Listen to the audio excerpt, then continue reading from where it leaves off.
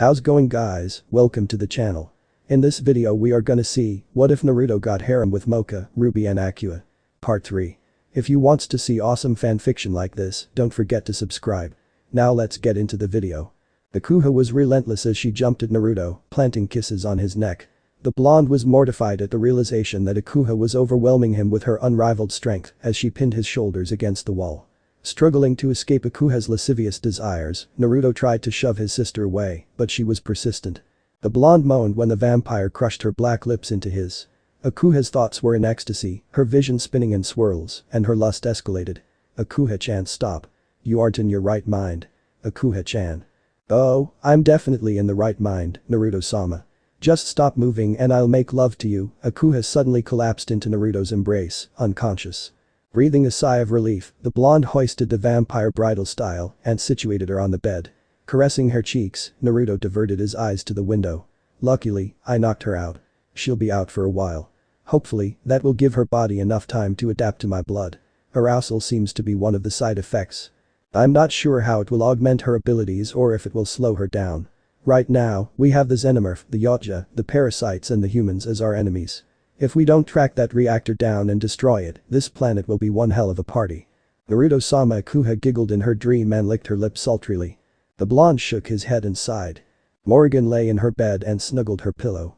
Reminiscence of last night only caused the succubus to sigh. The Kyubi no Yoko is a mindless beast that thirsts only for carnage. As we all know, he is tantamount to an omnipotent being. His origin also explains the birth of his power. Issa elaborated as he swirled his wine and sniffed the fragrance of brew grape appreciatively. Kyubi's primary source of power derives from the negative energy that exists in all realms of creations. As long as good lives, evil lives as well. Kyubi symbolizes the very side of evil. The reason why he's immortal is because of the fact that he feeds upon all sources of evil. But that doesn't explain why it requires an infant to seal him. Rolling his eyes with irritation, the vampire lord growled. Who has the purest soul in our world? Morrigan blinked and a smile crept onto her lips as she registered the rhetorical question. That's right. Human infants have the purest souls. I won't bore you with the unnecessary details, but eventually the Kyubi was sealed within Naruto's soul. They have become one and their souls have synchronized too. However, the Kyubi's power is produced by hatred. If the vessel is tainted with malice and hatred, then Kyubi will also gain power. Naruto is the vessel. If he is corrupted with hatred, Kyubi might obtain the chance to twist his conscience. If that happens, I do not have the confidence to fight him into a stalemate. But I thought you've fought him before. I thought the both of you have equal strength, no? Morgan stated. Issa sighed. Think about it. The vessel must gain enough capacity to withstand the overwhelming might of Kyubi's power. In other words, as Naruto's body matures, his powers grow proportionately as well. Right now, he is only able to contain half of Kyubi's power. If he goes beyond his limit, he will become an unstoppable monster. And assuming the Kyubi manages to twist Naruto's conscience, not only will the Kyubi reclaim his powers, but he will also gain Naruto's after he consume his demon's consciousness. The succubus gasped upon realization. You mean Kyubi will become twice as powerful as he originally was? The vampire lord nodded. That's right. That is why I cannot stop Kyubi if he gains all of his power. The only way for him to quench his thirst for power and destruction is to let him love and cherish someone more than he loves and cherishes his own life. And that only means one thing. He needs to find his soulmate, right? Correct? Issa smirked. Then I'll love and cherish him more than I do my own life. Morrigan nodded in affirmation and her eyes burned with determination. I will make him love me. I will be his soulmate. To control him. Morrigan placed a hand on her curvy hip and arched a brow. No, I really like him. He's an ideal mate. Well, go forth then. You have my blessing. Thank you. I will try my best. The succubus winked and skipped out of Issa's chamber. Morrigan eyed the ceiling yet her mind was elsewhere. I love Naruto-kun, but I don't really know how to make him reciprocate my love. What should I do? I actually find it amusing to think that a succubus like me doesn't know how to make Naruto-kun fall in love with me. I don't want to hypnotize him. I'll be lying to myself if I use my charms on him. If he loves me because of my powers, then it's meaningless. A love like that I wouldn't want it. The succubus heaved a sigh. What should I do? Wait, I know. I'll just go to a training simulation with him next time and make sure Kallua and Akua don't get in my way. Yes. I'll make a start with that.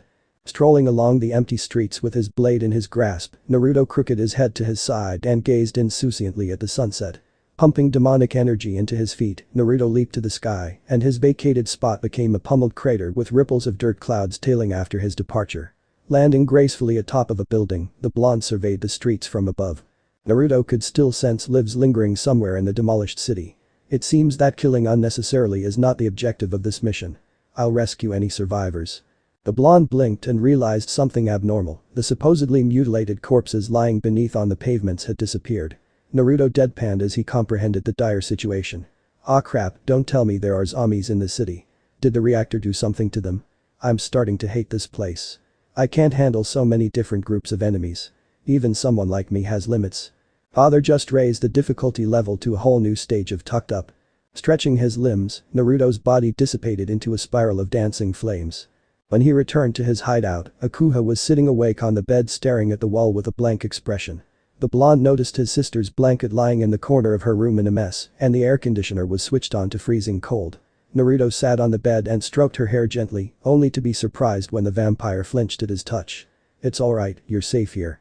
"It's me, Naruto. Akua-chan, can you understand me?" Hot Akua was sweating, even though her hands were clammy cold, as she proclaimed her discomfort at the non-existent heat. "Hot." Naruto bit his lower lip. "Come to think of it, my blood is quite toxic. Since my demonic energy, unlike other monsters, is composed of flames, anybody who drinks my blood will feel well, hot. But that's just a hypothesis. Akua-chan is the first person to taste my blood. I'm not sure if it's even remotely okay for her to drink my blood, and now she feels hot. What should I do? She obviously can't fight anymore, and she might become a liability. I have to protect her while fending off the Legion of Doom. This will be hard." Naruto. Naruto blinked. "I'm here, Akua-chan. What do you want? Do you want a glass of water?" Akua shook her head weakly and smiled at her adopted brother. "Make love with me." The blonde couldn't help but deadpan. "She's still horny? Are you kidding me? I thought the symptom would wear off by now." "Akua-chan, you're dreaming. This is just a horrible nightmare. Just go back to sleep and rest. Everything will be okay after that. Trust me. I'll go get you water. Just stay here." Naruto leaned the vampire back onto her bed and stood up before he left to grab a glass of water. Suddenly, Naruto jerked his head to his side and glared at a smirking Vasilisa, who was leaning against the dining table. "Nice apartment. I'm surprised you managed to find a place like this. I must say I'm impressed, especially when water and electricity have become impossible to obtain in such situation. How did you find me?" Naruto eyed his swords, which rested inconveniently on the other side of the house. Vasilisa's smile widened when she noticed the blonde formulating plans within his brain to seize his weapons in the shortest amount of time. "Don't worry. I'm not going to attack you. Otherwise, I'd be leading my children to raid this place, right?" Naruto sighed and ambled towards the bedroom, paying no mind to the Empress. After dripping a few drops of water into Akua's lips, the blonde carefully placed a cup of water on the table. "Her body is adjusting to your blood." Vasilisa stood at the doorway and crossed her arms elegantly under her ample bosom. "She's begging for you to mate with her, right?" "How do you know that?" The blonde glared at the Empress, dubious about her ulterior motives. Vasilisa shrugged. "It's understandable. Nobody can handle that kind of malefic powers. Not even I can do that. Just do as she says and have sex with her. It can ease her suffering and speed up the adjustment process." Naruto choked indignantly. "What? How can you even suggest that? It's the right thing to do. If you mate with her now, your semen will provide the adequate amount of genetic codes and a specific essence of energy for her to speed up the adjustment process. Not only that, it will also provide her body the right ingredient to sedate the excessive amount of power roaming within her veins. However, of course, everything has a consequence. There is a fairly high possibility that she might get pregnant. Well, she's still very young to get pregnant, but since she's still a vampire, I think it'll be alright." Vasilisa giggled with blatant amusement. The blonde cringed at the idea of mating with Akua. "No, it's just gross. She's just another vampire. She is not really your sister." "She is. You know nothing about our family." "Maybe." Vasilisa grinned. "But you know nothing about your family too. Your sister obviously doesn't look at you as a brotherly figure. You're her object of affection. She views you as a potential target for a mate. If not, she wouldn't choose you to mate with. Wake up, you dimwit. She is in love with you. I can't believe someone of your caliber lacks the wit to know what a girl is thinking. That's pre-post. Keep telling yourself that." The Empress sighed and placed a hand on her hip. "I'm not here to discuss your sister with you. As you've said, your family matters are not my business, so I won't waste my time advising an idiot who doesn't know a woman's heart. I'm here to open a discourse with you. I hope you can be prudent and listen to what I'm going to say." Ignoring the verbal jab, Naruto arched a brow. "Discourse? I'll help you find the reactor. I know where it is. My children have found it recently and informed me about its exact coordinates." Vasilisa smirked. "Do you have proof?" "Nope. You can choose not to trust me and try to find it by yourself." The Empress snickered. "But I can assure you that you will never find it. I must say the humans were quite smart about building the reactor and choosing its location. They're clever, but their intelligence was the cause of their downfall. What an irony. And what do you want in return?" Vasilisa licked her lips. "You're a smart boy. Let me guess. You want me to destroy other competitors for you, right? And be my husband?" The Empress blinked cutely, but Naruto was apathetic. "I can help you with the former, not the latter." Vasilisa conceded reluctantly but inveigled nonetheless. "Oh well. It's better than nothing. But just so you know, that proposal is not going to drop anytime soon." "Sure it won't." Naruto flexed his fingers and smirked. "Now, bring me to the reactor." When Naruto reached the streets, accompanied by the Empress, the blonde was surprised to see aliens bowing before him. Naruto sighed and stared at Vasilisa warily. "I hope I'm doing the right thing. I don't trust her, but for the sake of this mission, I have no choice. Akua-chan is sick. She is in no condition to fight now. Betting my faith on Vasilisa is my best hope right now. I don't know whether is she a mendacious woman or a cunning alien, but I have to give it a shot. I can get Akua-chan the best treatment she can get once we return to our world. I have no other choice." "What are you thinking about? About that girlfriend of yours?" Vasilisa smiled teasingly. Naruto huffed in disgust. "She's my sister. For God's sakes." Yes, in a few years' time, you'll think differently," the Empress remarked. The blonde arched his brow. "Why do my mom and dad say the same thing as you do?" "Because it is the truth. Your sister has shown symptoms of her lust for you. Obvious symptoms, need I remind you? To her, you are not just her brother. To her, you're her destined mate." The Empress folded her arms and led the way. "She loves you. It is hard to be loved so easily nowadays. Cherish it. Don't throw it away." "Thanks for the candor." Naruto averted his eyes away in embarrassment. "She is. I know you don't feel that way. Your mouth is talking but your heart isn't." Vasilisa grinned. "Think about it. I don't need advice from somebody who eats her own husband." "Husband, nope. Potential mate, yes." The Empress stared seductively at the blonde walking beside her and pursed her lips. "Besides, I've never consummate with any of them. Aliens like us have the ability to impregnate ourselves. And I've told you, haven't I? I'm still looking for an ideal mate, just like your adoptive sister. A girl like me still needs to be loved, right, Naruto?" Naruto felt a heated flush adorning on his cheeks. He detested the fact that he was attracted to the promiscuous Vasilisa. "Just get me to the reactor." "Oh? Did I turn you on, Naruto? Just take me there." Sure, spoil sport." The rest of the trip was filled with Vasilisa's lively gabbles and Naruto's irritated grunts. Eventually, they reached an ordinary building that had a warehouse beside it. Vasilisa entered the structure and signaled her minions to leave while she descended a flight of stairs with the blonde. Naruto felt the heat exacerbated unpleasantly by a couple of notches. Although it didn't affect him, as flames were somewhat part of him, he felt a chill crawling up his spine. "You might feel a little tickle, but my children feel hell." Vasilisa was sweating profusely. "Even I can't stand it." "You're on your own, Naruto. Just keep walking down and you'll find it. If you want to destroy it then be careful. The radiation that will be released from whatever briquet you intend to do will be huge. I have to leave. Survive this, Naruto. And if you can't, well, you'll die." Naruto nodded, bid the Empress goodbye and jumped down. Vasilisa took a last glimpse at the blonde before she turned her back. "Stay alive, Naruto." When the blonde dropped onto the metal pavement gracefully, he was astonished by the design of the reactor. It was a gigantic core that was drilled through the center of the earth, and as Naruto examined the architecture construct, he was stupefied. The humans are using Earth's core as an energy source for the reactor. The heat within the core is differentiated by outer and inner spheres. But the total temperature of 4,400 to 6,000 degrees Celsius, it provides an almost limitless amount of energy to the reactor. That is a great invention. Naruto grunted as he squatted down and ladled a stream of lava with his hand. "If I absorb all of this heat, my powers will increase. However, any human survivors will face a great risk of complete extinction without their planet's core. The xenomorph will adapt and the uchiha cares only about claiming trophies. The parasites will be wiped out though, thank God for that. But if I don't destroy the reactor, the party will get wilder." The blonde clicked the side of his watch and a holographic globe materialized in a blue illumination. He noticed the objective data responding to the reactor. "This is my objective after all this time. However, based on how the humans created this reactor, if I destroy the machinery, then it will self-destruct in order to prevent any unnecessary casualties. If that happens, I think the entire planet will die with it. There is only one way.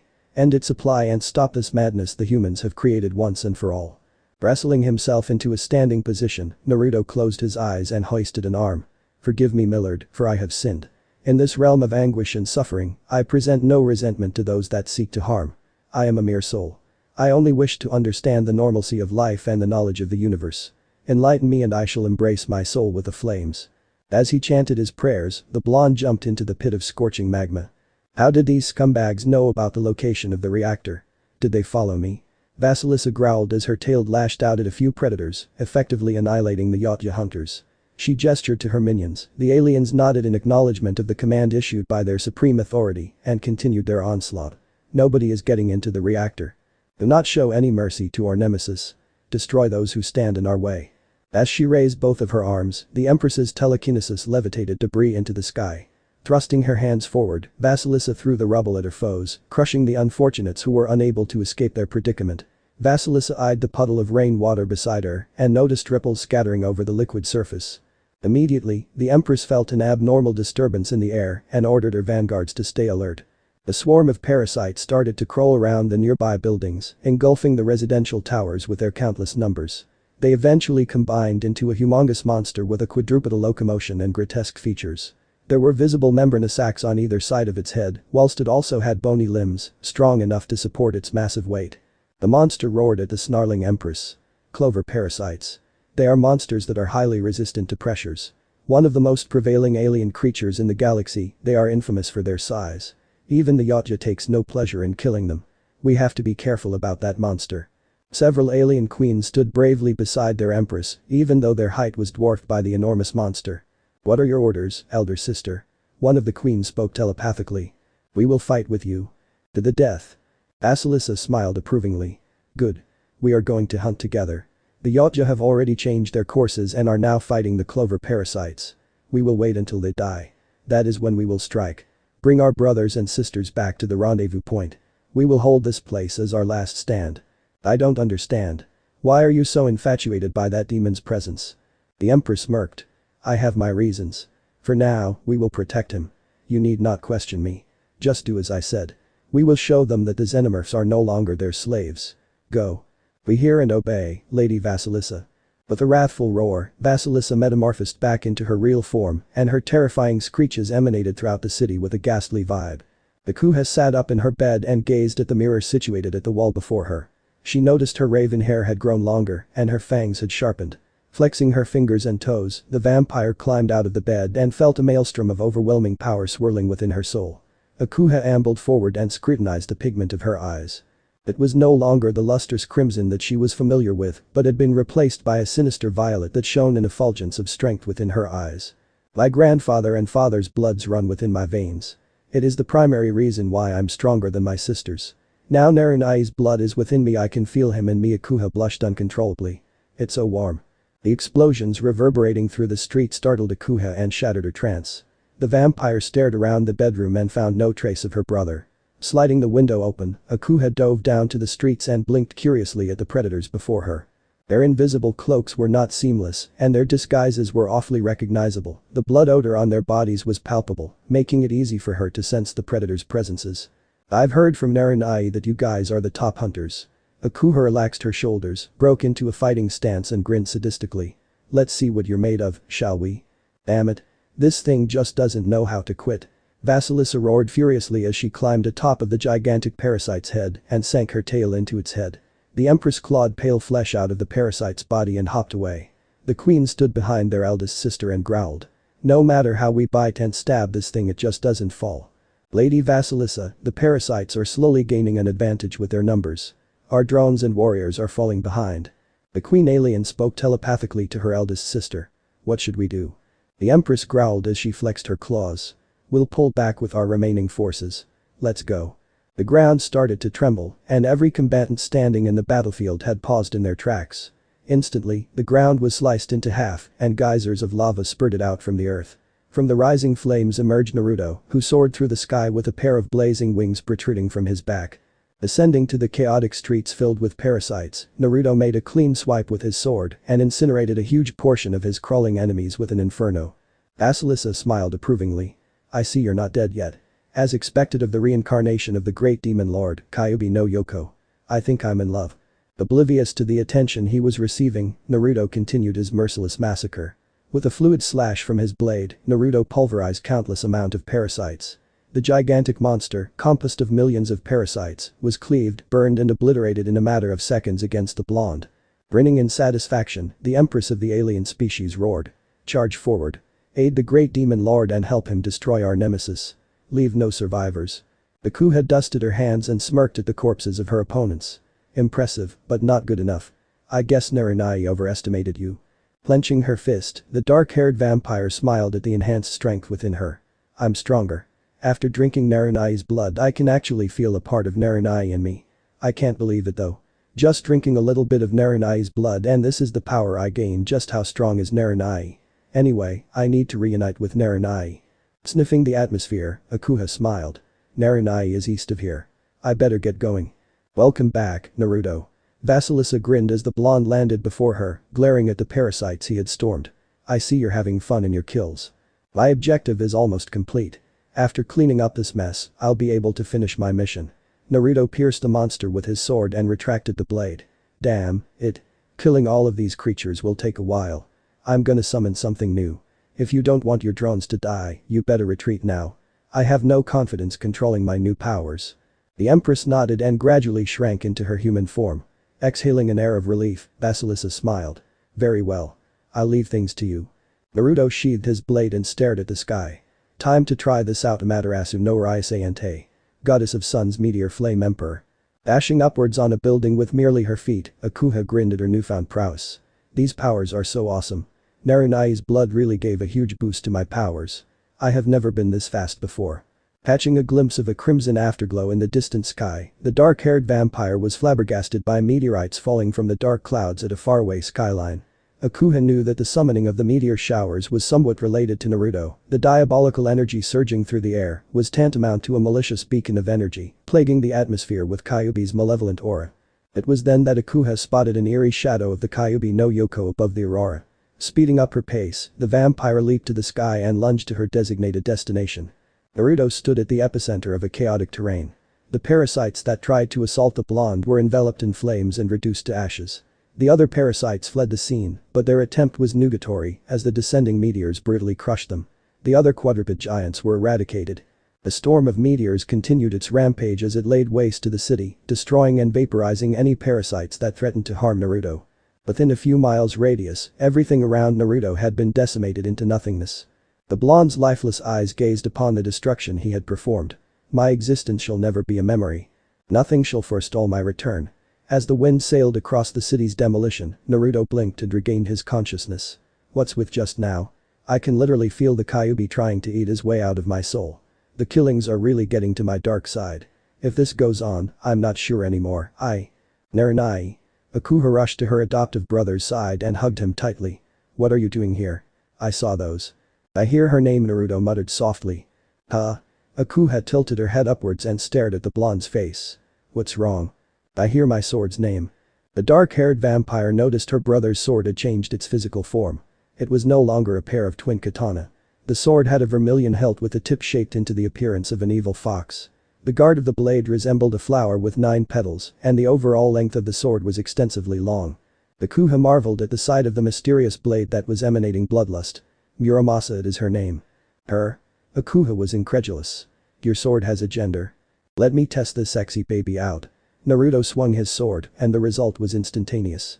The ground was sliced early in half, and a plummeting ravine separated the cleaved earth plates. The dark-haired vampire gripped the blonde sleeves, trying to maintain a standing posture safely despite the quakes.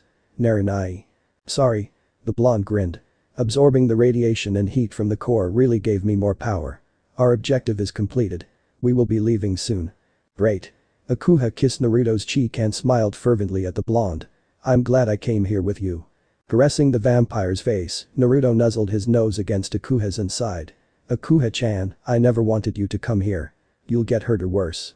You cannot keep me from harm 24/7.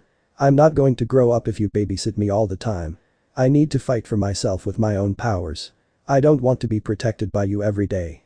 I need to fight for myself. Akua smiled. Just trust me on this, I can protect myself. I don't need to rely on you. Stop worrying for me, okay? You know I can't do that, Akua-chan. What? The vampire grinned. Do you have a crush on me? Obsessed about my safety, huh? Do you want to be my mate, Naruto-kun?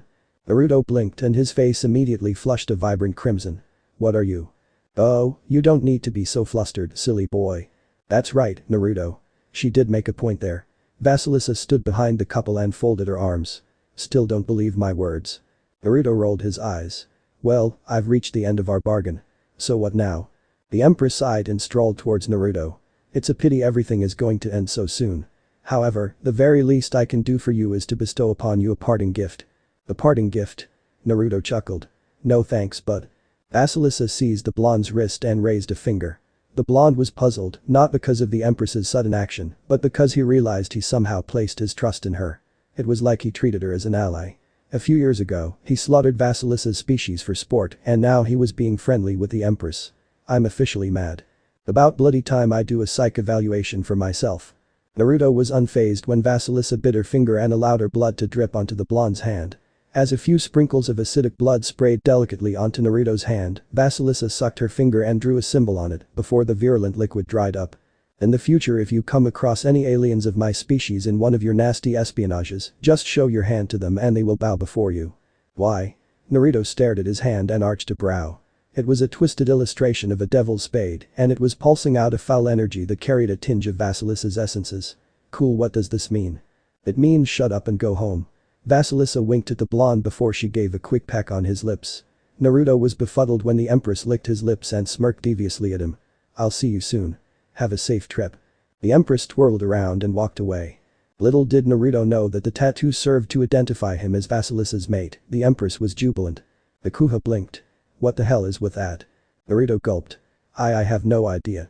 The next instant, they were encased in a bright light and soon they disappeared, leaving their vacated spot a simple whirlwind. When Akua and Naruto opened their eyes, they were surprised to see their mansion's training ground. Stuck in a stupor, it took them a while to register what had happened. Akua was the first to break the silence. We're back. Yeah well, that was fun, wasn't it? Naruto grinned when the vampire glared at him heatedly. What? You know that's fun. Welcome back, Naruto, Akua. The blonde spotted Issa seating on a chair within the examination chamber, smiling at the couple. And I see your hair has grown longer and your powers have increased as well. Akua, you. The vampire elder sniffed the air and made a sharp turn towards Naruto. Did you? There was an accident. If I didn't do what I did, Akua-chan would have died. I will do anything. Save your explanation. I don't need to hear it. Issa stood up and eyed Naruto suspiciously. I'm watching you. And there's a dinner party coming up. Get prepared, the both of you. Akua grunted with annoyance. Naruto was simply aggravated by his father's mistrust with him. However, he was confused. Was his love for Akua that simple or was he suppressing his feeling for the sake of acquiring his father's trust? Naruto watched as the dark-haired vampire skipped through the exit and he heaved a heavy sigh. Victor, a vampire lord residing in Hungary, located in the human world, was invited to attend the grandiose ceremony. In truth, all vampires from any extraterrestrial dimension were obligated to join the party. The kings from their respective kingdoms would showcase their finest creation, which was their offspring. It was tradition and most guests were bureaucrats, nobles or politicians within their species, striving to obtain recognition from their emperor, whose attitude towards absolute acquiescence from his subject was strenuously firm. Celine, Victor's surrogate daughter and an assassin personally trained by the vampire lord, wore an exquisite dress that embellished her voluptuous curves to the ball, accompanying her adoptive father closely.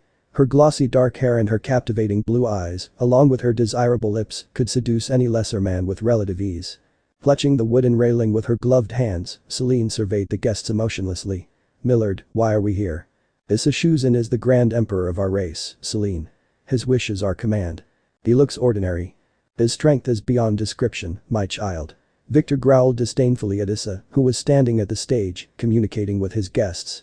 You must not stand at his dark side, Celine. He is powerful and he can butcher any vampire here if he wishes to. Do you see the boy over there? The brunette nodded. It was a blonde garbed in a white majestic tuxedo. Is he the one everybody is talking about? Yes. Victor grinned. He's not a vampire, is he? No, he's not. He is something more. Something more dangerous and powerful than our species. His power is the reason why the Emperor chooses him as his successor. The Vampire Lord sighed. I'm afraid I must say this, Celine. The virginity that you have kept for all these centuries must be given to him. Celine gasped. But why, Millard? Because it is the right thing to do. Because you're chosen to uphold this duty. I'm sorry, Millard, but I don't date younger boys. Victor scoffed. He's not young, my child. He is much older than he looks. Much older, I must say. Have you heard of the tales of the Demon Conqueror? The bedtime story you used to tell me. Yes, I remember. A folklore. An ancient beast said to never lose a single match in its entire life, and those who dare face him shall be burned by the flames of the 7 deadly sins. Celine crossed her arms under her bosom and narrowed her eyes. Don't tell me that monstrosity shrank into a mere child. I find it preposterous to believe that a feeble child, such as him, is capable of unleashing an apocalypse. The vampire shook his head. No, at his current level, he might only be capable of destroying a country with his fury. A world, no. Not yet. Not until he redeems all of his powers. When that day arrives, that is when he becomes the Dimension Devourer. Right now, that boy is a mere avatar of his once great terror. Since he's the reincarnation of the demon, his power is extraordinary. If you become his mate, our empire will expand. I will be the boy's father-in-law, and our coven will experience utmost benefits. But Millard. Don't question it, my child. Victor grasped the brunette's shoulder and sighed. Do it for my sake, child. I'm not asking you to bath in lava or fight dragons. I only wish for you to be betrothed with Prince Naruto. It is for your future, Celine. More like for yours. The brunette sighed and conceded. Very well. I'll try my best. Celine descended the stairs gracefully and caught Naruto's attention. He watched as the brunette stared at him, but their mutual exchange was stopped by a lone figure standing before the blonde. Naruto blinked dumbly before he tilted his head upwards and saw a woman with aristocratic features and cascading silky silver hair that reached down the sensational curves of her hips. The woman, who emitted an angelic aura, wore a white kimono with beatific flower patterns decorating the fabric and had a pair of bewitching red eyes. Smiling softly at the blonde, the woman offered a handshake. We've finally met face to face. I am Shizuka Hio, pleasure to make your acquaintance. Oh? I have heard of you. The madly blooming princess, a vampire so strong that the council deems you a threat to vampire society. They locked you up and stole your freedom for 50 years, didn't they? Naruto accepted the handshake and sighed deeply. His sorrow was genuine, and Shizuka was somewhat impressed by the blonde's morals. I offer you my condolences. I truly do. Shizuka giggled under her sleeves. For a prince, you're very cute. Since you know me, I guess I know you as well. Will you join me for tonight and we can have our chats in a comfy place? Helps me know you better than standing here in this boring place, don't you think? Sure, right this way. Naruto smiled and offered to grab her hand. Oh, such a gentleman. The silver-haired vampire took it and glanced back at Celine, winking playfully at the brunette, which earned Shizuka an anger tick on the Hungarian vampire's forehead. Morrigan and Akua stood in a corner of the ball, sulking and glaring at a certain silver-haired vampire who was molesting Naruto. Shizuka was fondling the blonde's finger, brushing his arm with her slender fingers and caressing his cheeks occasionally. Kalua sat beside her sister and arched a brow at Akua's rage. What's with you? Look there. The succubus pointed a finger at Naruto who was guffawing at the silver-haired vampire's joke. Naru-kun has been targeted. And look over there. That brunette vampire is trying to push that woman away, but she doesn't know how. Her fidgeting stance only means one thing. Her father or superior is authorizing her to do something unfitting of her. She doesn't know how to seduce Naruto, and she doesn't know where to start. She's a lost cause. Kalua sighed. We have no choice. It's not just those 2 women who want a piece of Nai-chan. Every woman in this hall wants a piece of him. I don't get it. Akua started to rant. Narinai is not a vampire. Why are they throwing themselves at him? Well, it's not every day you get to meet a living reincarnation of a pleasant Kyubi no Yoko who is not on a twisted mission to destroy this world. So yeah. Morrigan retorted and licked her lips. He's more powerful than many vampires here. He's the best fruitcake in town. Any girls will like sweet stuff, especially when they can become the vampire emperor's future daughter-in-law. And Naru-kun is cute. That's the icing on the cake. Akua smiled and folded her arms. Never mind. Let these girls play their games. After tonight, we probably won't see them again. Oh hello, my dear daughter. The dark-haired vampire snapped her attention to her side and widened her eyes. Jayakuro. Oh? Jayakuro cupped Akua's chin and smirked at the horror plastered on her stepdaughter's face. Is that how you address your stepmother? Kalua swallowed hard as she was sweating at her mother's presence. Mother, you're here. Why hello there, my sweet Kalua-chan. Morrigan assayed Jayakuro's features and was skeptic of the vampire elder's unusual behavior. Her personality was anomalous comparing to the narcissistic characteristic Jayakuro used to possess. The inauspicious aura around the vampire elder was malignant, and yet something was still missing. Morrigan couldn't resolve the mystery of Jayakuro, but she knew the vampire elder was anything but altruistic, and there was something vile behind the smile of Issa's second wife. This Jayakuro is definitely different from the psycho bitch she used to be. What's going on? Oh hello Morrigan. Jayakuro ambled towards the succubus and placed a hand on Morrigan's shoulder. Forgive me, my dear. I was so rude in the past. I hope we can be friends. The succubus merely narrowed her eyes and looked away. I will never forgive you, no matter what. Is that so? The vampire elder grinned. We'll see. Oh. My sweet little fox is over there. I'll be greeting him. Have fun, my girls. The Kuha watched as Jayakuro walked away, swaying her hips in her gait, and the dark-haired vampire was disgusted. We're so not a girls. What's your mother's problem? That Satan really knows how to scare people. I never knew there was a textbook for freaking people out. I don't know. She acts weird with us all the time. We never know what she's thinking. Kalua sighed. Morrigan crossed her arms and furrowed her brows. She is hiding something. Nothing good comes out of her, no offense. Kalua deflated. And I was like, no way, that's the dog. Shizuka giggled at Naruto's joke and she grasped the blonde's hand, giving it a teasing squeeze. You're so funny, my prince. You know it has been a while since I laughed like that. If you don't mind, I can. Naruto paused abruptly in his speech when a pair of slender arms wrapped around his neck. Sniffing the familiar perfume emitting from the individual, Naruto widened his eyes in horror as he twisted his attention to his back and staggered. Lady Jayakuro. Lady Jayakuro? Oh, Jayakuro feigned sadness and leaned her cheek closer to the blonde. Why are you calling me that? You should be referring me as mommy. In another dimension. A red-deeded woman, donning a pink apron, ladled a spoonful of noodles into a bowl and grinned at her customer. Here you go. One pork ramen. Thanks. The man seized his chopsticks and started consuming his noodles. The other customer sighed in contentment after he finished his ramen and slammed the bill onto the table. Ah.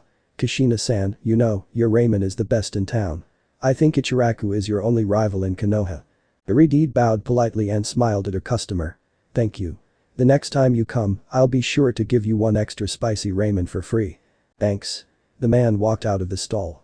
Hey, Kushina-san, I'm really wondering why you are not married. A regular customer queried. Did you ever have a child before?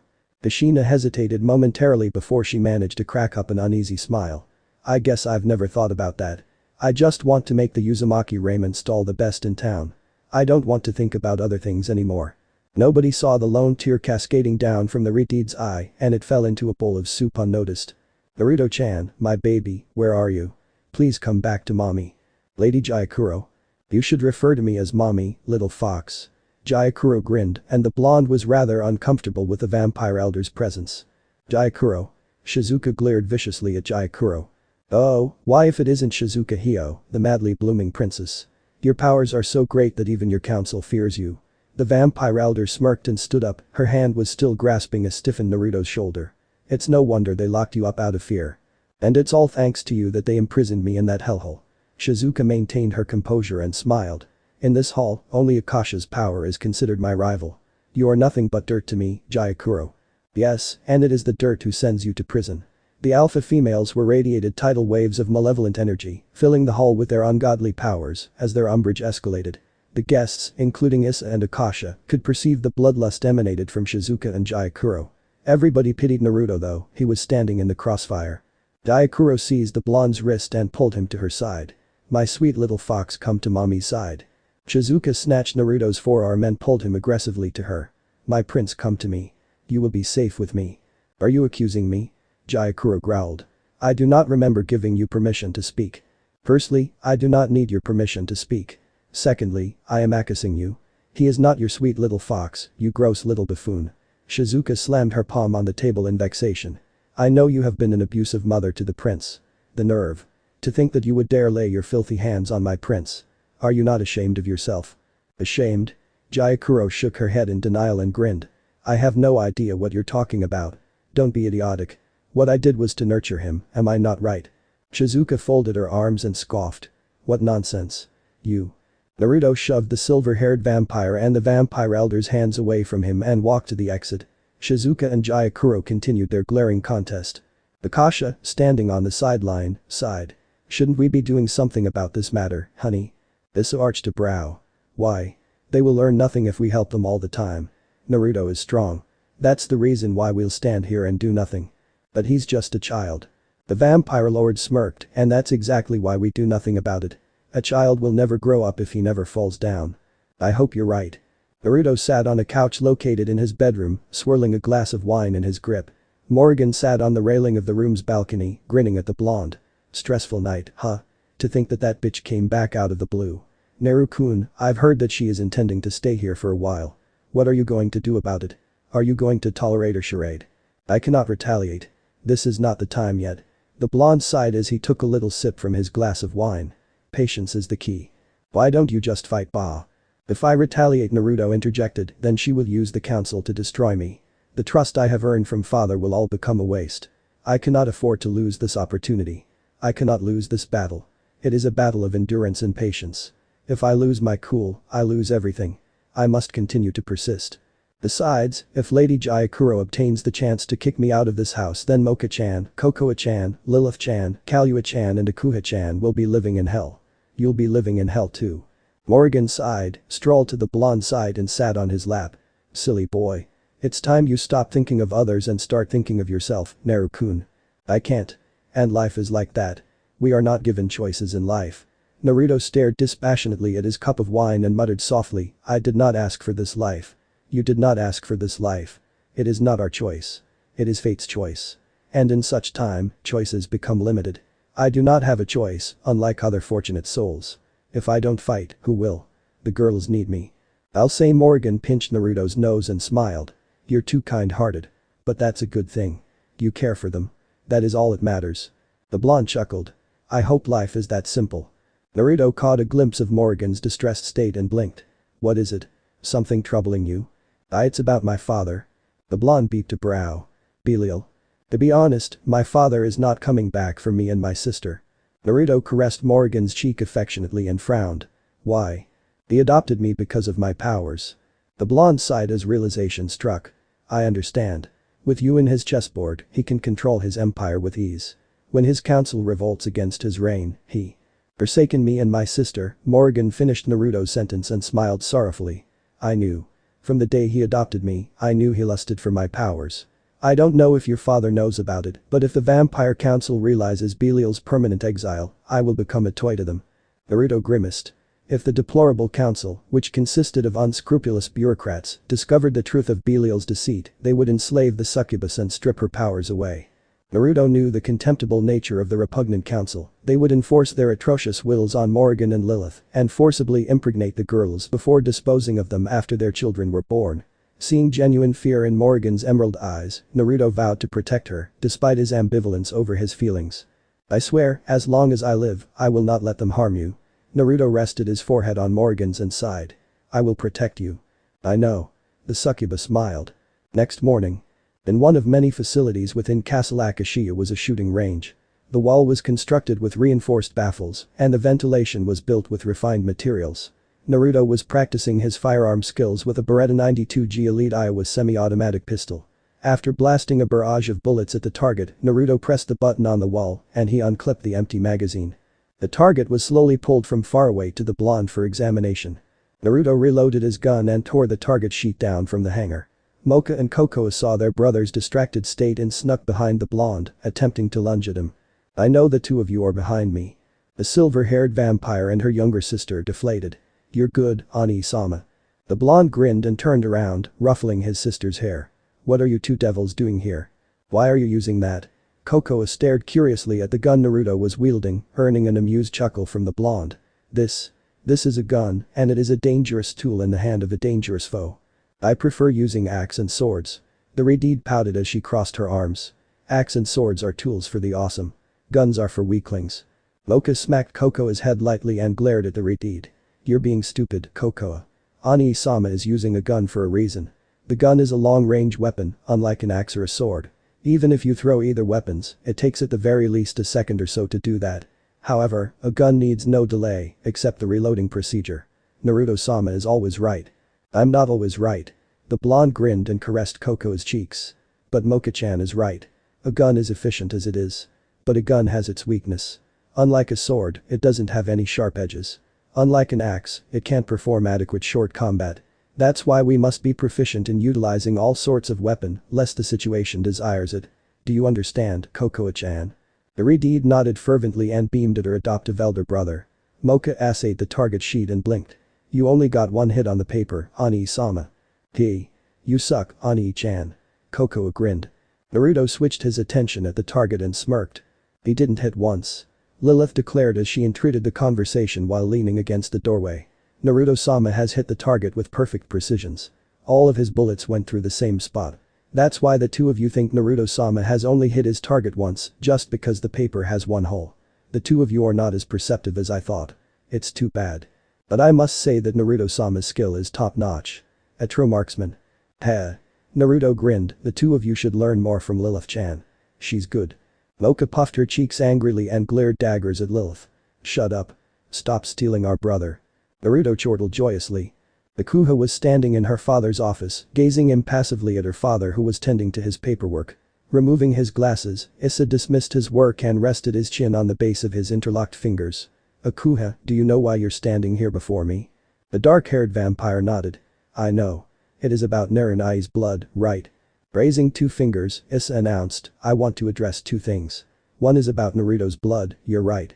Your eyes are no longer the typical red we vampires have.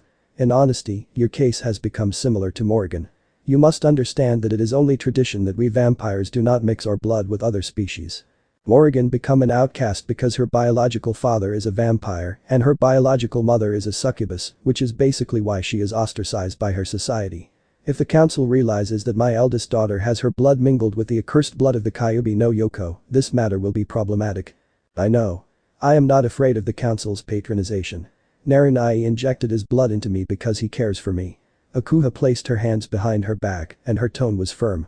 If he didn't inject his blood into me, I would have died. And I accept this fate. I have no regrets, father. No matter what, I have to organize a cover-up for this matter. Your eyes have become purple, it is the sign of corruption within your blood. Same goes with Morrigan. Her eyes are green, it is the sign of corruption within her blood too. You have seen how Morrigan's council labels her as a plague. If our council realizes my daughter has Kyubi's blood flowing within her veins, you should know what will happen. That is why you will avoid all ceremony parties from now on. Akua blinked in confusion. What do you mean? You have some plans for me? Yes, this leads to the next issue at hand. Issa sighed.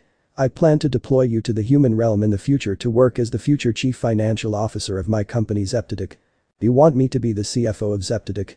Akua was flustered. Yes. I want you to work alongside your brother. He will become the chief executive officer of my company. I also plan to send your younger sister, Kalua, to the human world to work as the executive vice president of Zeptedic as well. She has no motivation to fight, an unfamiliar trait for vampire like us. I don't wish to force her to do things she obviously doesn't want to. In fact, Naruto has asked me to send her to work for the company. He told me about Kalua's unwillingness and I am not unaware. This aside. However, unlike your brother, you and Kalua have no idea what business is like. That is why when I tutor Naruto, the two of you will accompany him and attend lessons from me. If you have problems in the homework that I will give you, you can ask him. You must have an accounting qualification in order for me to entrust the company to you. That's why you should start considering university. I plan to send your brother to a university soon.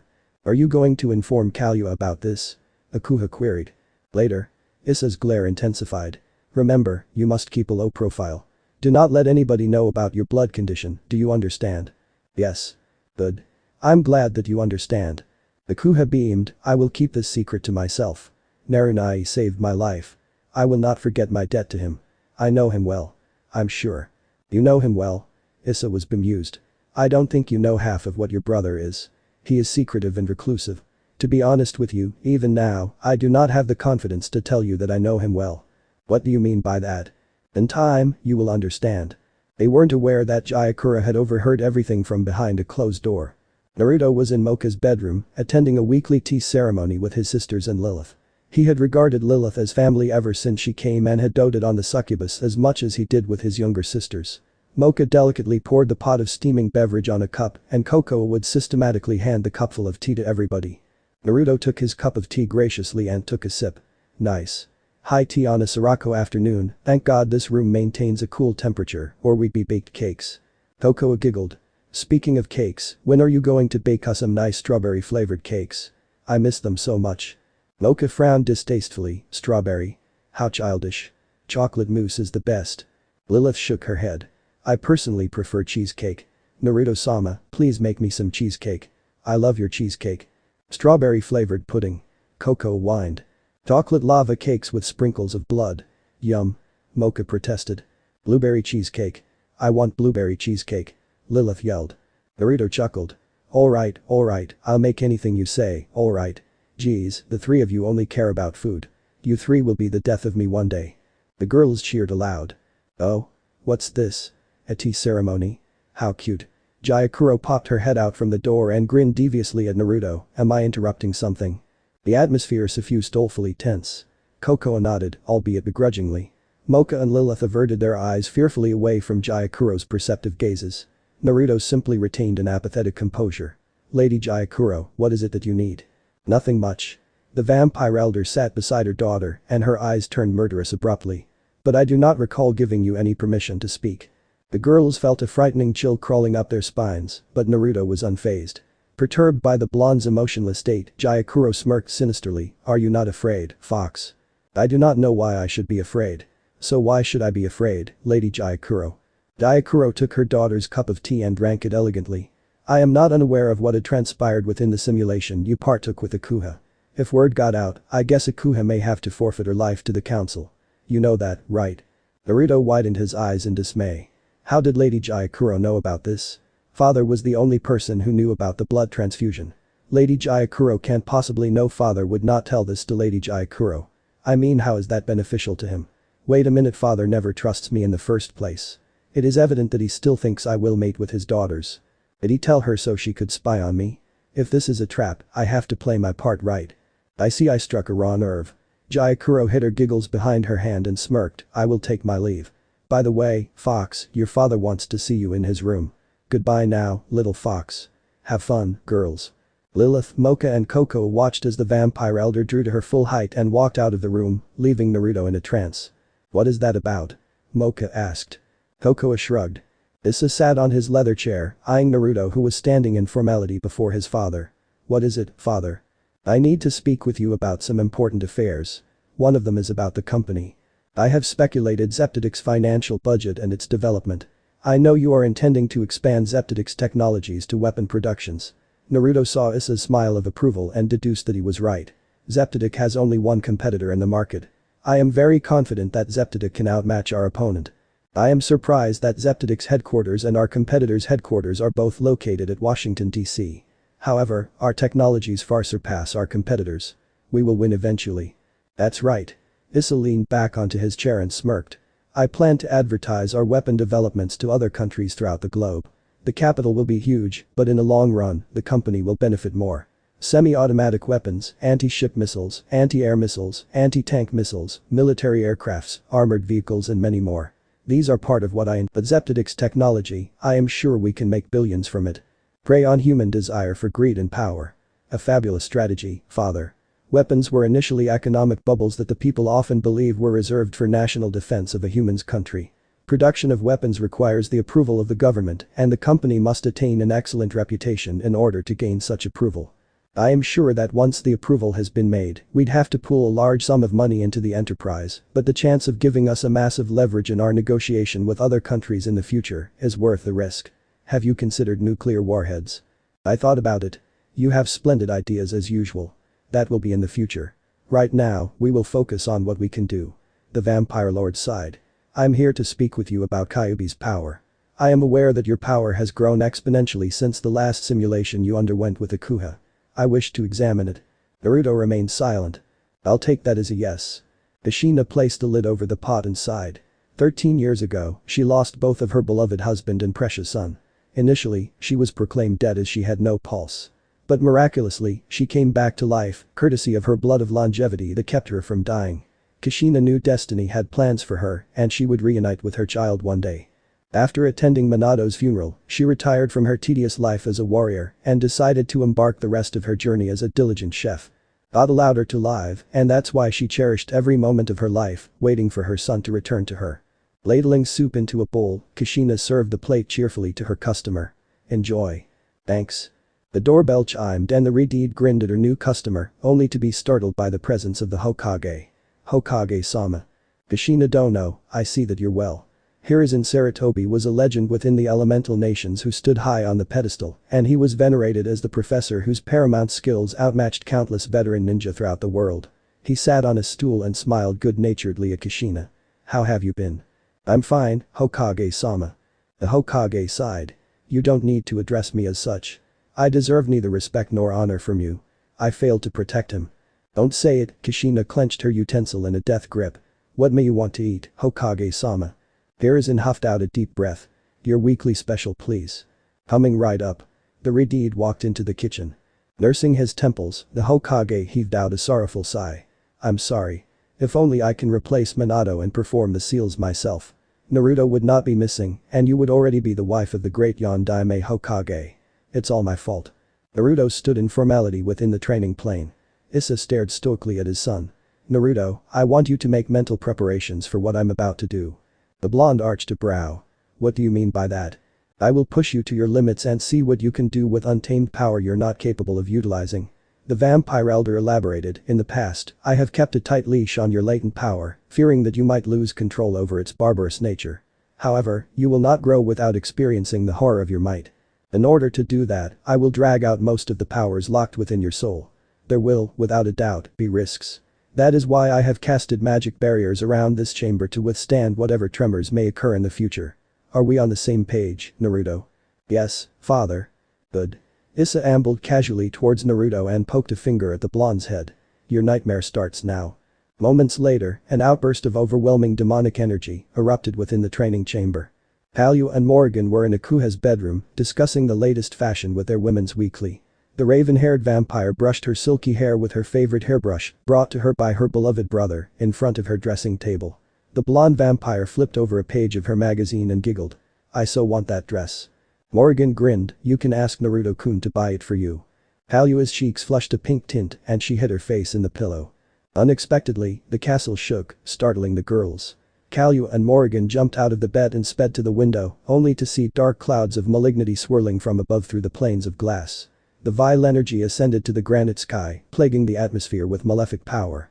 Palyu and Morrigan gazed in consternation at the dreadful sky. With every thunderbolt that struck, the girls could see the inauspicious shadow of the Kyubi, no Yoko looming behind the clouds.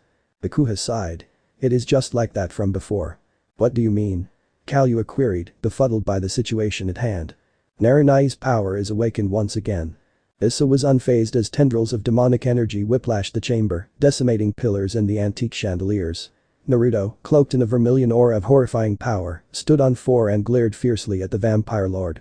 Inspecting the terrorizing form of Naruto, Issa sighed. So, Naruto has complete control over 4 tails worth of power. However, when he's at 6 tails, he slowly morphs into the avatar of Kyubi. Nevertheless, I can still handle 6 tails worth of power. The vampire lord did not expect Naruto to stand up in a bipedal locomotion. The blonde spread held up his hand, a flicker of flame ignited on his palm, and a transcendental blade materialized into his grip. Issa was surprised that his son, in an induced state of psychotic disposition, was capable of summoning Muramasa from the depth of hell's vehement inferno. Mesmerizing. To bring out Muramasa in that state, I am impressed. However, summoning that blade is one thing. Using it is. Adroitly, Naruto swung his sword, and a destructive shockwave erupted, emanating ripples of dust to scatter away from the blonde's frame. Another tail sprouted from Naruto's back, resulting in an accumulation of 7 tails. The blonde's prowess escalated to an unimaginable degree, and his strength continued to augment. When Naruto's eyes radiated crimson effulgence, he opened his mouth and shot a beam of pandemonium at the vampire lord. Deflecting the menacing ray with a mere hand, Issa gritted his teeth as he struggled to channel an appropriate amount of energy to subdue the assault. Naruto pumped an abundance of nefarious energy into his attack and successfully engulfed the vampire lord in a series of blazing explosions. Piercing Muramasa into the ground, he sent a fissure blitzing towards Issa, and a wave of energy arose from beneath as Naruto swung his blade upwards. Issa dispersed Naruto's assault and enveloped himself in a mystical sphere of power. You are indeed powerful. Now I can be serious about this.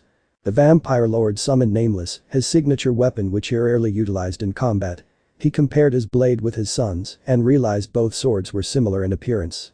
Issa sighed and sliced the air, compelling the blonde to evade blades of wind produced from the vampire lord's sword. With a wrathful roar, Naruto charged towards his father. "That's right, come to me with all you've got." The blonde collided against Issa, and the globe of inferno consumed both entities, causing the entire terrain to quake catastrophically. Gyakuro chortled diabolically as she sensed the display of Naruto's powers. Good. Good. Become stronger, my fox. One day, you will be mine. 2 years ago. Curious about the existence of Kyubi no Yoko, Gyakuro had done her own research regarding the genesis of all creations. She had discovered, much to her surprise, that the almighty fox couldn't be summoned by any means unless an influential and powerful entity had plotted a scheme behind the shadows. Gyakuro removed her glasses and tapped her chin with them. "Even the current Dark Lord's power pales in comparison against my husband's might." Gyakuro's personal butler, an aged man in a tuxedo, muttered, "Are you implying that the king was the mastermind behind the birth of Prince Naruto?" "That is a possibility. With Kyubi under his control, there would be nobody in this world who could stop him." The vampire elder smirked, "What a magnificent idea. Issa is one of the few people in the universes who could accomplish such feats. In other words, whoever controls that fox controls the stability and balance of the world. I was such a fool to belittle the fox. He would be an invaluable asset in my chessboard." "Milady, are you suggesting?" Gyakuro grinned deviously, "That's right. That fox shall belong to me. To do that, I will find a way to expose the truth to him. It won't be long before he becomes my eternal slave. Who knows? Maybe more. Present." The vampire elder studied her nails and sniffed the air. "My little fox is getting stronger. His power is dense and palpable, it's as if I can feel his power lingering on my skin." Gyakuro snickered and guffawed in ecstasy. Naruto stood on a dismantled plane, his 8 tails swaying proudly behind his back and his frame cloaked in black inferno. In the state of a mindless beast, the blonde strangled Issa in a deathly chokehold and suspended the vampire lord in midair. A pair of devilish horns sprouted from Naruto's head before blazing wings erupted from his back. The blonde's malicious aura was tantamount to an indomitable monster, ready to eradicate any foes. "I have become something more than I originally am. After eating you alive, my powers will grow exponentially. You cannot defeat me, Issa Shuzen. Your time is up. You are foolish to think you can outwit me." Issa swiftly tapped Naruto's forehead and a bright light emitted from his finger. Naruto's intimidating physical attributes dissipated into ashes and he lost his tails, wings and horns in the process. Collapsing to his knees, Naruto panted. "What the hell happened to me? To think that he has completely outmatched me when he gained 8 tails." Issa adjusted his collar and sighed. "You lost control and went all the way to 8 tails. I must say that your potential is frightening. If you learn how to control all those powers, you will become invincible. Now get up and go take a shower. Dinner will be ready soon." Naruto shook his head to clear his migraine and stood up. "Yes, father." The Kuha blinked. The rupturing demonic energy is subsiding. Halua lay on her bed and nuzzled her pillow. Morgan giggled as she discerned the dark cloud. "All of us have seen the depth of Naruto-kun's power. However, based on the basis of that surge of power, Naruto-kun obviously couldn't control his strength well." The dark-haired vampire licked her lips. "But one day he will. When that day comes, Narunai will define the word omnipotence." A few hours later. Removing his shirt, Naruto sighed and dumped it in a basket. The blonde stretched his arms and placed his sheathed blade in a corner of the room. "Damn, 8 tails are enough for me to overpower father. This power is too dangerous. If I control this power, the council will use me as a weapon for their debauchery and avaricious crimes. I have to keep a low profile. Not when I know everything about you." Naruto swirled around and eyed Gyakuro warily. "Lady Gyakuro, you may be a member of this household with prerogative privilege, but that doesn't mean you can enter my room without my permission." The elder vampire chuckled. "You're so funny, little fox. I see you have inherited some traits from me. That's good." The blonde averted his eyes. "If you can excuse me, I need to rest." "But I did not give you any permission to rest." Lady Gyakuro walked towards Naruto with a pompous smirk tugging at her lips. "I am the monarch of the Vampire Council. If I tell them how powerful you are, what do you think they will do? I will tell you what they will do. They will take you away and jail you in the depths of hell. You will never see your precious sisters again." The blonde clenched his fist and said indifferently, "It doesn't matter." "You sure about that?" Naruto took a deep breath and stared frostily at Gyakuro. "What do you want?" The vampire elder merely giggled. "Me? I want you." "You want me?" Naruto arched a questioning brow. "I'm afraid I don't understand you, Lady Gyakuro." "What a silly little fox." Gyakuro strode towards the blonde and smirked in amusement as the blonde took a tentative step back. "I know all about you. No you don't, Naruto interjected. You know nothing about. I know you were once a human. The blonde widened his eyes and gaped at the vampire elder. What are you? Do you really believe you are the reincarnation of the Kyubi no Yoko? Gyakuro shook her head and smiled deviously. You are not the reincarnation of the Kyubi no Yoko, silly boy. You are the Kyubi no Yoko. Naruto scowled and stared dubiously at the vampire elder. I'm afraid I don't understand you. As someone who has a high intellect, I'm sure you know exactly what I'm talking about. Gyakuro sat on the blonde's bed and brushed her hair to her back. You are the receptacle of your former strength, as well as the new powers you possess. To be honest, demons have no reincarnation, not that I know of. Even if you attain godhood, manipulating rejuvenation is not possible. The Kyubi no Yoko governs hell, and that means all souls, including reapers, bowed fearfully to him, but that doesn't mean he has the power to control them. What are you getting at? The vampire elder crossed her legs and licked her lips seductively. What I'm trying to tell you is that the Kyubi no Yoko, as a venerated entity in hell, is immortal. Reincarnation means he has already experienced death, which is not possible.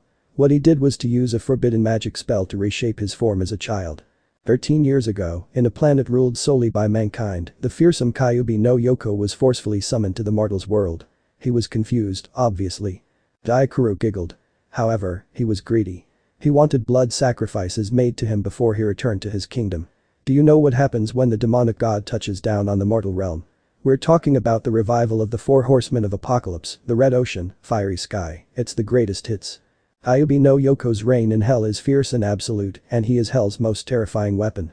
He is powerful in ways that defies description. Guess who summoned him? Naruto swallowed hard. Feeble humans are incapable of such feats, little fox. Gyakuro smirked. There are only a few sentient beings in the universe who could summon you. One is obviously the creator. The other one is your father. The blonde whirled around and placed a hand on his hip. This is not true. This is bullshit. Oh, really? Why are you telling me this? Naruto spun around and glared furiously at Gyakuro.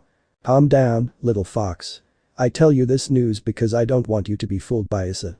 Naruto sighed and sat on his chair, nursing his temples while gazing insouciantly at the carpet floor. No, you tell me this because you want to foil father's plan. You want to ruin our relationship in order for you to gain an opportunity to advance your traps on me. Your egregious attempts are futile. Guilty? Gyakuro grinned. You're smart, fox. So, what are you going to do? None of your business. Please leave my room now. I won't ask twice. The vampire elder stood up and smiled malevolently. Very well. Good night, my little fox. Naruto watched as Gyakuro left his chamber. Heaving a heavy sigh, the blonde ambled towards his bed and collapsed on the mattress. Next morning. So the x equals to 9/3 because 1 is shifted across the equation, understand? This is the basic theory originated from x plus b equals c. It is that simple. Coco scratched her hair and whined childishly, I just don't understand why we can't just dump all the stupid numbers away and just give a stupid answer for stupid x. Who cares about x anyway? Engineers, architects, etc. If they wish to construct a building or a basic structure, they. The orange-haired vampire slammed a wrathful fist on the table and yelled, I'm not going to become an engineer. I don't need to care about stupid algebra and goddamn x. Naruto sighed and he shook his head disapprovingly, mocking sadness. That's too bad. I was thinking of making some waffles with strawberry syrup, but now I lost my mood. I'll master stupid algebra by today. The blonde ruffled her hair and grinned. That's my Cocoa-chan. Cocoa beamed cheerfully and starting scribbling mathematical equations on her notepad. Lilith, seated beside an eccentric Cocoa, giggled and handed her notebook to the blonde. Naruto-sama, I have finished the exercise. Naruto smirked proudly and accepted the book. Flipping to the last page, Naruto inspected Lilith's answers, which were written with small delicate letters on the book. Good job, Lilith-chan. You got full marks again. You really have talents for the academic. It's all thanks to Naruto-sama's tutoring. Lilith winked. Cocoa ground her teeth while shooting a vicious glare at the vivacious succubus. Naruto smiled and returned the notebook to Lilith. You're ready for tomorrow's test. You can go and play, Lilith-chan. What about me? Cocoa eyed pleadingly at her impassive brother. Lilith delivered a kiss on the blonde's cheek and dashed out of the chamber. Obviously, you're not ready for tomorrow's test. You need to stay and continue. Naruto-chan, Akasha interjected as she popped her head through the gap of an open door and chimed. Your father seeks your presence. He is in his office, waiting for you. Naruto nodded and patted Coco's head. Stay here and finish the 20 questions. I expect all the answers to be correct when I get back. Don't run away, you little devil. The orange-haired vampire pouted. But. If you get an A for tomorrow's math test, you'll get a month's worth of anything you want to eat. Naruto chuckled. Koko's eyes gleamed with stars of excitement. Anything? Yup. I'll definitely get an A, believe it. Naruto smirked and wrestled himself to an upright posture. Good girl. Alright, I'll be going. I'll bring a strawberry sundae when I come back. Koko nodded jubilantly. Naruto ambled casually through the corridors and made a sharp turn to the grand entrance of his father's office, but he was startled when he saw Gyokuro exiting the chamber. The elder vampire winked playfully at the blonde, much to his disgruntled annoyance. Gyokuro strode briskly past Naruto and left. The blonde shrugged nonchalantly and pushed open the door. You wish to see me, father? Yes, come in. Naruto complied with Issa's order and walked into the chamber, his hands placed formally behind his back. What do you need of me, father? How are you feeling today? The blonde blinked. Nothing abnormal. Issa nodded and rested his cheek on the base of his fist. Yesterday, you experienced the raw power that is still sealed within you. Do you have any comments about that? A slight headache. Other than that, I'm fine. Good. The vampire lord grinned. Now that you have understood the extent of your powers, I hope you know how you would use it. With great power comes a greater responsibility you might not be able to fathom. At any rate, you are only able to control 6 taels worth of power. When you reach your adult phase, you will be able to harness the full potential of your power. Anyway, let's put that aside. You have a mission coming up. I will dispatch you to the human world to investigate the sudden appearance of a holy entity. Holy entity? I suspect a goddess has manifested her presence in the human realm. I need you to locate her and discover her motive. There are rumors speculating that the Heaven's army is intending to invade our world in order to cleanse and exterminate us. This is an important mission, failure is not an option. Heaven and hell have always been waging an incessant war. They will find every opportunity they can get to instigate a war against us. We need to know what our enemy's plot is before they do. Naruto nodded in understanding. I will proceed to prepare for tomorrow's mission. You do that, but remain cautious. Goddesses are divine warriors of heaven. Unlike an ordinary angel, a goddess's power is paramount and they are often invincible. The exposure of their presence is incredible enough to obliterate any lesser beings in their environment, and they can harness a portion of God's mythical powers to their biddings. Issa sighed and pantomimed the blonde to leave. Remember, Naruto, failure is not an option. Naruto barged into his room hastily and pulled a bag from underneath his bed. He was so distracted by his preparation that he didn't realize an entity was spying on him from the railing of his balcony. I see you're packing for a journey. A mission, perhaps. The blonde blinked as he registered the feminine voice. Mori-chan, how many times did I tell you not to come into my room without my permission? 785 times, to be exact. Morgan giggled playfully. Naruto remained silent and continued rigorously dumping his clothes from his wardrobe into his bag. Zipping his bag shut, Naruto tossed it to the side of the door and snatched a bottle of wine from his table. Morgan grinned and levitated in the air, hovering gracefully towards Naruto. I heard that your father is sending you to the human world to investigate the intrusion of a goddess, am I not right? Didn't I tell you not to eavesdrop on my conversations with father? The succubus simply chortled impishly and stood before the blonde, her eyes glinting with promiscuous intent. What about Gyokuro? She is a hindrance, isn't she? I'm aware that she is starting to make her moves on you. When you want to be the ruler, you need to exterminate the previous king to seize the throne. When you want to be the absolute ruler, you need to force complete submission on the previous king to seize his entire empire. Naruto toyed with his bottle of wine and smirked. If I kill Lady Gyokuro, controlling the council would be impossible. If I force her to submit to my will, controlling the council would be easy as pie.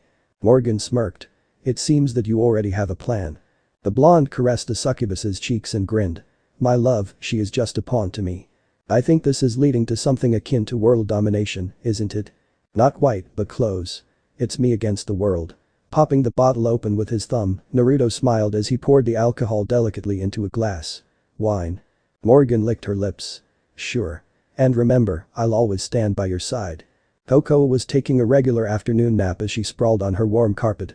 When she heard somebody opening her bedroom door, she jolted up from her sleep and stared intently at her pencil.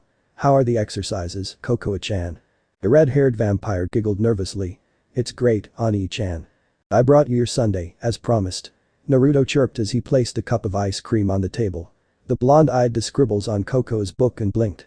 I see that you have done half of the work. And you got all of them correct. Keep up the good work, Koko-chan. I will. Naruto smiled serenely and ruffled his sister's head. Koko-chan, I will leave home at midnight. Houkaru widened her eyes in shock and twisted her attention to the blonde. Why? Where are you going? What about your promise? I have a mission tomorrow. You're a big girl now. You have to take care of yourself. As for the promise, once you show me an A for your test, I will fulfill it. The red-haired vampire whined. I don't want you to go. Naruto smirked. You still have Moka-chan and Lilith-chan to play with, am I right? Be good and be obedient to your elder sisters, okay? Houkaru nodded, albeit reluctantly. Just don't forget about your promise. Have I ever broken one before? Naruto grinned cheerfully. Silly girl. Midnight. The cluster of dark clouds spread unevenly on the granite sky. The luminous moon shone a soporific glow at the skyline of a hectic city, with glitters of blinking stars scattered throughout the dark universe. Naruto listened, with a tranquil mind, to the resonating sound of peaceful silence as he stood at the top of a skyscraper. The blonde was surveying the streets when he spotted a paranormal presence lurking within the crowds. It was the signature sign of an angelic entity. Instantly, time froze. Naruto examined his surroundings and slotted his fists into his pockets. You can come out now. The ferocious lightning pierced the building and a horrendous explosion erupted. Naruto stared unconcernedly at the descent of a goddess. As the smoke stirred, a beatific woman, with caramel skin and aristocratic features, emerged from the scene. She wore an exquisite purple dress, which exposed her voluptuous bust and her enchanting curves, and a black cape draped over her slender shoulders. Her silky silver hair cascaded to her waist, and there was a mirage of a pair of wings, both colored in deathly black and celestial white, behind her back. All in all, her bodacious beauty had ensorcelled him. It seems my nemesis is here. The goddess smiled exuberantly. I am Erd, the goddess of love. It is a pleasure meeting someone of your caliber, Kyubi no Yoko. The blonde sighed. I am Naruto Shuzen. Kyubi no Yoko is just an epithet.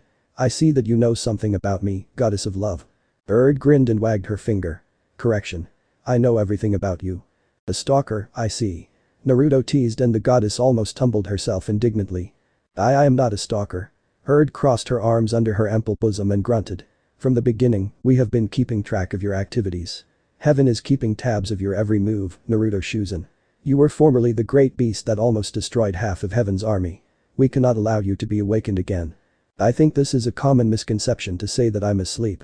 Naruto's eyes illuminated a malicious crimson as he glared vehemently at the goddess. Why are you here? Isn't it obvious? Erd smirked. To lure you into my trap. The blonde sighed. I see. Now that I'm here, what's next? I will capture you and bring you to face judgment. Under whose will? Erd narrowed her eyes. Gods.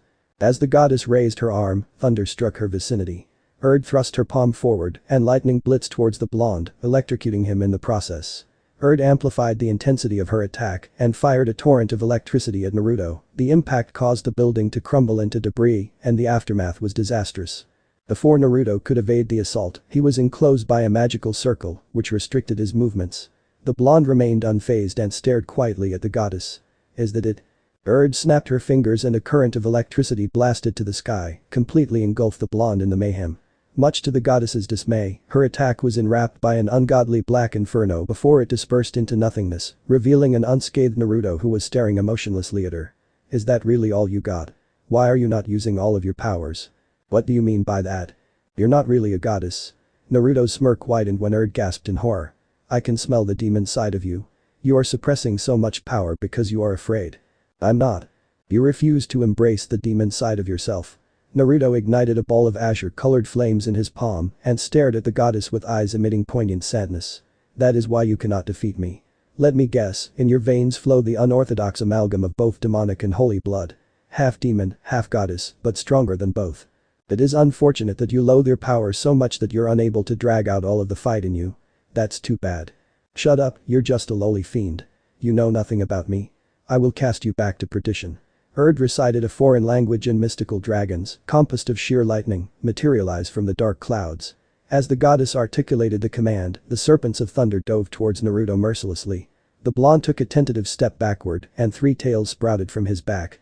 Without hesitation, Naruto clawed the attacks with a mere hand, dissipating the electricity into harmless static. You can do better than this. Sure I can.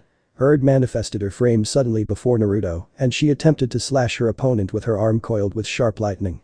The blonde ducked swiftly and chuckled. You're getting more and more aggravated as you attack me. I can sense so much anger in your strike. Just like a demon. I said shut up. Adroitly, Naruto dodged Erd's reckless attack and delivered an elbow to her midriff. The goddess skidded backwards and clutched to her abdomen. In the midst of fury, Urd screamed aloud and forcefully summoned a column of electricity to fall upon her opponent. Naruto anticipated the devastating attack and unleashed 2 additional tails, escalating his powers tremendously in the process. Much to Urd's confusion, the blonde devoured the destructive lightning and harmonized the raw energy. Licking his lips malignantly, Naruto smiled. My turn. Instantly, Naruto materialized behind Urd and channeled a wave of vile energy into her back, incapacitating her swiftly. The goddess, oblivious of her predicament, fell into her knees and I simply just pumped some of my energy into your soul. Naturally, your body would try to resist the virulence, rendering you immobile for a period of time. It would be unruly of me to kill you thou. Now that this escapade is over, I will take my leave. Before the blonde could spin around and depart, Urd screamed in vexation, kill me now. Naruto tilted his head slightly and stared dispassionately at Urd, who was glaring weakly at him. A man who raises his hand against a woman is trash. If I have to become trash in order to survive, I'd rather choose death. The goddess widened her eyes in a mixture of consternation and disbelief. That a demon, which held a nefarious reputation for being a conqueror, was unwilling to hurt a woman just because of some strict discipline and moral principle, had befuddled Urd. A shadow was cast over the goddess's magenta eyes as she muttered, why? Naruto blinked. I beg your pardon. Why would a demon refuse to kill? Do not classify me as one of the typical demons you slay every day. The blonde softened his gaze and smiled good-naturedly. I have a family and I know how it feels to lose someone you love. I'm sure you have a family who is waiting for you back home. If I take your life away, they will hate me. This vicious cycle will never end. I guess the only way to end it is forgive and forget. Such deep philosophy coming from a demon, I must be dreaming. Perhaps. Naruto squatted down beside Urd and caressed her cheek. A beautiful maiden like you should learn how to embrace the beautiful side of yourself. Don't forget, the demon side of you is still part of you. That itself is a beautiful miracle, and it is a fact. Good night, Urd. Think about what I've said. I'll see you soon. But that being said, the goddess succumbed to her injuries and her vision was enveloped by darkness. A day later. It was a morning with an emerald blue sky and an ambience that scintillated serenity. Naruto had already woken up, folded his blanket tidily and dressed in casual attire. Examining himself in a mirror, Naruto straightened his collar and proceeded to fulfill his daily regimental duties. His first task was to wake all of his sisters up from their peaceful slumber. Strolling quietly to Moka's room, Naruto twisted the doorknob and snuck his way into the chamber, only to discover an empty bed and a locked shower room. The blonde was impressed. Moka had a particular tendency to dislike being an early bird. Before Naruto decided to leave Moka to her own devices, his ears twitched. Naruto ambled stealthily towards the closet. When he opened the wardrobe, he found Moka, with blanket wrapped around her lithe frame, sleeping within the closet while snoring adorably. Sleepwalking again. Naruto sighed and hoisted the silver-haired vampire into his embrace before he placed his younger sister on her bed. I guess I'll wake you up later. He ventured through the hallway and halted his steps outside Morrigan's room. Without knocking, the blonde opened the door and he was welcomed by a naked Morrigan who was clipping her bra in front of a mirror. She stared quizzically at the blonde and pursed her lips before it broke into an impish grin. Like what you're seeing, Naruto-kun. I see that you're very eager to make love with me in the morn. Sorry. Naruto hastily shut the door and panted timorously, his face was flushed with a deep crimson. Morrigan simply giggled as she continued trying out her lingerie. He is so cute. I just love teasing him. The blonde sighed and approached the next room. Before he pushed open the door, he hesitated tentatively. Kaluya-chan, are you awake? Kaluya opened her bedroom door, barely sober, her expression was an inebriated wreck with lust gleaming in her eyes. Unexpectedly, the blonde vampire lunged at Naruto and sank her fangs into his neck without hesitation. Moaning in ecstasy, Kaluya straddled her hips against Naruto's. The ambrosial aroma of her adoptive brother's blood only served to further stimulate her lascivious desire. Nai-chan tastes so good. Kaluya-chan, for the 100th times, I'm not breakfast. Regaining her consciousness, Kaluya licked the blood from Naruto's neck and watched with awe as the punctured hole embedded into his skin healed instantly. The blonde vampire delivered a kiss on Naruto's cheek before she wrestled herself into a standing position and skipped jovially back into her bedroom. Naruto sighed for the umpteenth time as he stood up groggily. Fabulous. Naruto dusted his trousers and sighed. Before he made his way through the next room, he was startled to see a smug Gyakuro standing before him, her arms folded beneath her bosom. Why, good morning, my little fox. The blonde felt a disturbing shudder crawling up his spine. Ignoring the authoritative vampire, Naruto strode past Gyakuro. Are you sure about this? The vampire elder smirked. Naruto stopped in his track and whispered. What do you want, Lady Gyakuro? I said, are you sure about this? It is obvious, isn't it? My precious daughter, Kalua, has fallen in love with you. But are you sure about that? Jayakuro couldn't help but grin with malice lacing her tone. You're a loose cannon, my dear fox. One day, you will go berserk and revert to your past self. You will fulfill your destiny and become the Kyubi no Yoko, and when that day comes, you will destroy those you treasured most. A demon of your caliber can only envy those who are capable of loving others. You will never be able to love another, because that is your true nature. So, let me ask you one last time, are you sure about this? I don't know what you're talking about. Naruto's eyes sparkled with undying determination. I will not let that happen. You say that simply because you think you can control your powers, But the truth is you can't. Jayakuro sighed with a mocking tune. It is so sad, my little fox. To think that your fate denotes endless years of solitude, I truly feel sorry for you. It is inevitable. Those who are close to you will one day die at your hands. Morgan Eansland. Akua Shuzen. My Kalua. I'm sure you won't take the risk, will you? Let's assume you did take the risk, what happened if all things fail? Do you have the confidence not to hate and blame yourself for it? The blonde clenched his trembling fists and took a step forward. Even if you scream your love for them to the heavens, in the end, there will be no happy endings between you and the girls. Think about it. When you are sure, come back to me. I would really like to know about your decision. Naruto kept a nonchalant facade and walked away. You don't need to tell me that. One day I will make a decision. That is why I will cherish every moment I spend with them. That is why I won't give up until I find an answer. Ah, the angels have brought the goddess back to heaven. Naruto spoke into his phone. Issa and Akasha had gone to Paris for an expedition. Apparently, the annual vampire ball ceremony was held in France. His father was eager to receive the report of his battle with an entity whose caliber was that of a goddess. I did not kill the goddess. It would go against my morals if I hurt her. Besides, if I really did kill her, heaven will garner enough reasons to execute me. I'm not that stupid to fall for that trap. Naruto smiled. I understand. I will take care of them. The blonde flipped his phone shut and slotted his device into his pocket. He examined the dining table and blinked. Kalua-chan, where's Moka-chan? Did you see her coming out of her bedroom? Kalua scratched her head and mused. I thought I was the last one to make it for breakfast. Akua placed a finger on her cheek and grinned. Perhaps she is still sleeping. You're thinking too much, Narinai. It's better to be safe than sorry. I'll go check on her. Concerned for Moka's well-being, the blonde left the dining hall and walked with a hasty gait towards his younger sister's room. When he had entered Moka's room, he was startled to see Moka's chest heaving at an unusual pace, and her face was flushed with an abnormal crimson tint. Naruto rushed to her sister's side and cupped a hand hurriedly on her burning forehead. Moka-chan, you have a fever. How did this happen? Oh, Ani-sama, Moka muttered weakly. Naruto grimaced as he contemplated. How could I not know Moka-chan is having a fever? I should have noticed this morning. But there weren't any symptoms when I brought her to bed. The fever must have struck her this morning after I left her bedroom. But vampire doesn't usually fall sick that easily. Never mind that. Moka-chan, listen to me, Ani-sama is going to be right back. Don't leave me, Ani-sama. Naruto caressed Moka's reddened cheek and smiled. Ani-sama will never leave you. The blonde kissed the girl's forehead and stroked her soft locks of silver hair gently. Ani-sama is going to get something to cure that fever of yours. Just bear with it for a moment. Ani-sama will be right back. Can you be strong and brave for me, Moka-chan? She nodded languidly. That's my girl. Now close your eyes and rest. Ani-sama will be right back. Naruto watched as his younger sister obliged to his words obediently, and he sighed before darting out of the bedroom. He promptly rushed to the kitchen, much to his sister's bewilderment. The blonde opened the refrigerator, dug out a few cubes of ice, and tossed them into a pail of water. Immediately, Naruto rummaged through the cupboard and grabbed a clean rag. What's wrong, Narinai? Akua queried as she dropped her waffle on her plate. Moka-chan is sick. Naruto gathered the items and sighed. Sick? Kalua was incredulous. But vampires don't get sick. Wait. Do we? Naruto bit his lip. That's what I'm trying to figure out.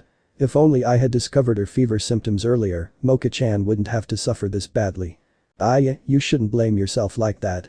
Akua snaked her hand around the blonde's neck and she whispered sultrily into his ear.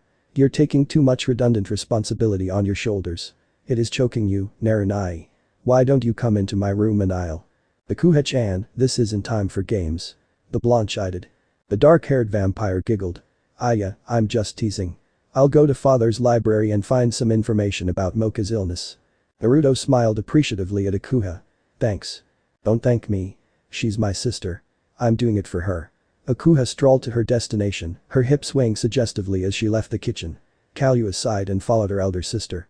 Morgan voluntarily hoisted the bucket of cold water, with concern displayed in her enchanting pair of emerald eyes. "Quick, Naruto-kun. Moka-chan is waiting for us." Kalua and Lilith rushed to their surrogate brother's side and yelled hysterically.